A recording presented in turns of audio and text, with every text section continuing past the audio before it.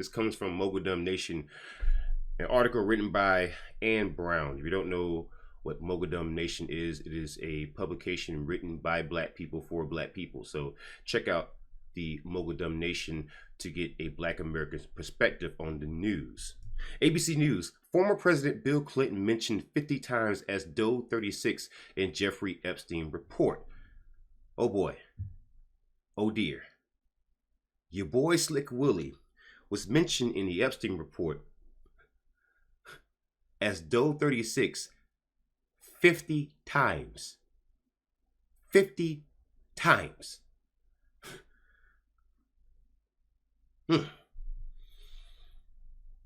I wonder if your more left-leaning friends are going to talk about this one.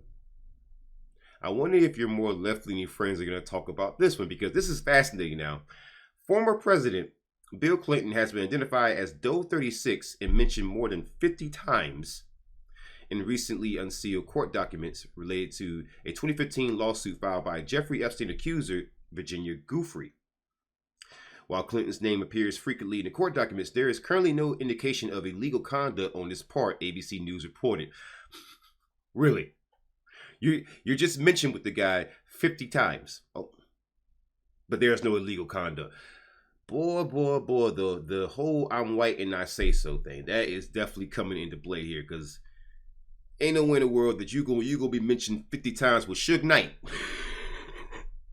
and not be associated with certain things, all right? You're not gonna be mentioned 50 times with Bumpy Johnson and not be associated with some things. So I don't know why in the world do these people suddenly believe that the hands of one is not the hands of all. You know, suddenly the same guy who actually approved the crime bill that was written by Joe Biden, where the hands of one were the hands of all, whereas when a police officer pulls over a vehicle that's being driven by a black person, they can assume everybody in there is a drug kingpin.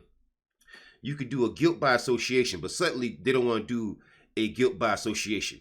That's fascinating. Fascinating, you know. That's how the whole I'm white and I say so thing works out.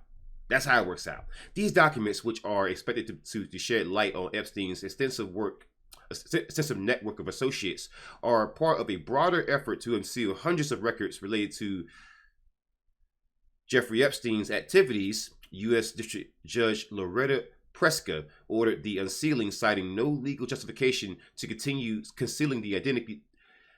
Citing no legal justification to continue concealing the identities of individuals mentioned in the records. The unsealing process is set to commence after January 1st. So yeah, we've gotten a lot of names. David Copperfield, Donald Trump, Bill Clinton. I mean, you've gotten some names out there now. I must say, for legal purposes, that does not mean any of these people are guilty.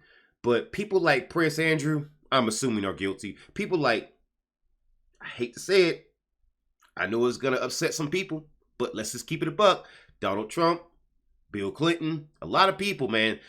I'm sorry, when I hear your name mentioned too many times, and knows how I said both sides. I didn't show any favoritism towards Democrats or Republicans, but when I hear your name mentioned too many times with certain people, I assume things, man. I assume things. You know, if I was hanging out with certain folks, don't you tell me that you wouldn't assume things. I've seen people do it to myself constantly.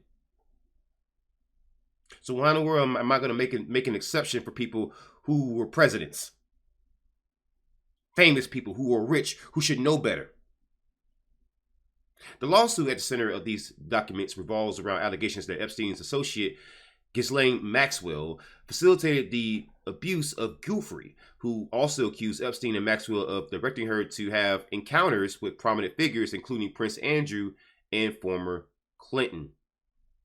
Ooh.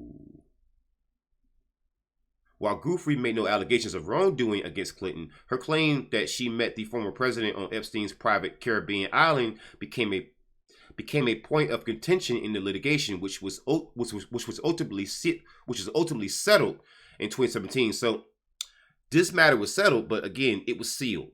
This is one thing that I want to point out. And let me just get this last sentence out.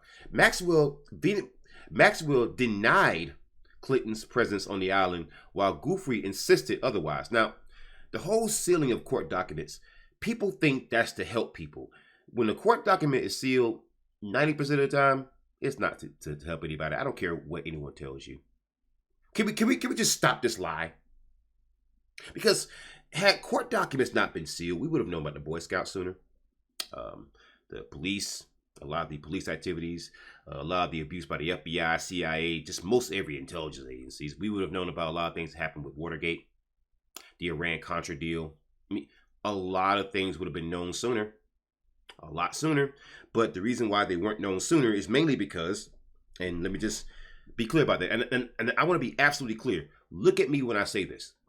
The reason why those things were not disclosed sooner is because judges out there went out of their way to make sure that court documents and other relevant facts, details, and other things that the general public should know are sealed away so that you legally cannot access it.